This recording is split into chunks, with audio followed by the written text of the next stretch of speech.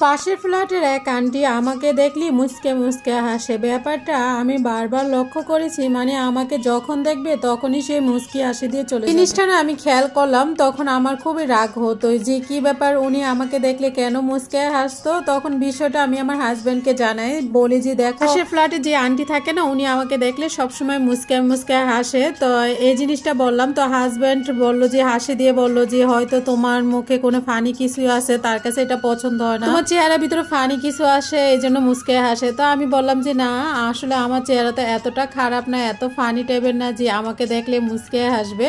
তো তারপরে যখন আন্টি আমাকে দেখে মুচকে হাসবে, তখন আন্টিকে আমি জিজ্ঞাসা করব যে আসলে আন্টি ব্যাপারটা কি, আপনি আমাকে দেখলে এভাবে হাসেন। দিন পরে দেখি যে আমাকে দেখে রাগ করে এভাবে তাকিয়ে আছে, ফেল ফেল করে, মনে হচ্ছে যে আমাকে গিলে খাবে। পরে আমি বিষয়টা আমার আরো বেশি আশ্চর্য লাগলো যে কি ব্যাপারে, এতদিন আমাকে দেখলে হাসতো আর এখন দেখলে রাগ দেখায়। আমি ভাবছিলাম যে আমাকে দেখে মুচকে হাসলে আমি জিজ্ঞাসা করব যে আন্টি আপনি আমাকে দেখলে হাসেন কেন, আর এখন দেখতেছি সে আরো দেখে রাগ উঠে গেল আমাকে, মানে কি বলবো যে আমার সাথে কথাই বলতে চাচ্ছে না।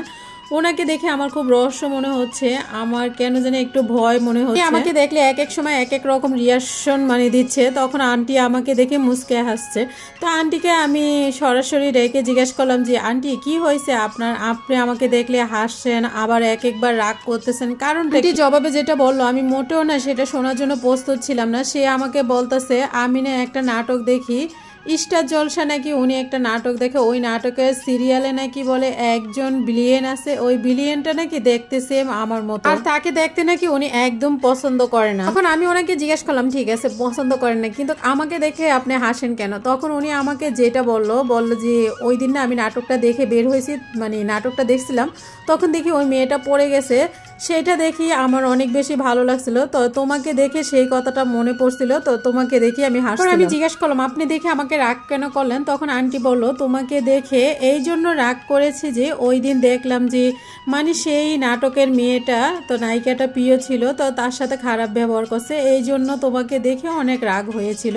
পরে আমি আন্টিকে বললাম যে আজব কাণ্ড, ওকে দেখে রাগ হবে, এই হবে সে হবে, সেটার ভিতরে আমাকে দেখলে মানে আমাকে দেখলে এরকম করবেন। তো এই স্টার জগতেই আপনি চলে গেছেন। পরে বলল যে আসলে দেখি তো প্রতিদিন, এই জন্য আমার অনেক ভালো লাগে। আমি বললাম যে আপনি তো জানেন যে আমি কি এরকম মানুষ, তো আমাকে দেখলে কেন হাসবেন, রাগ করবেন, কান্না করবেন, তো এইগুলা কখনো মাথায় আনবেন না।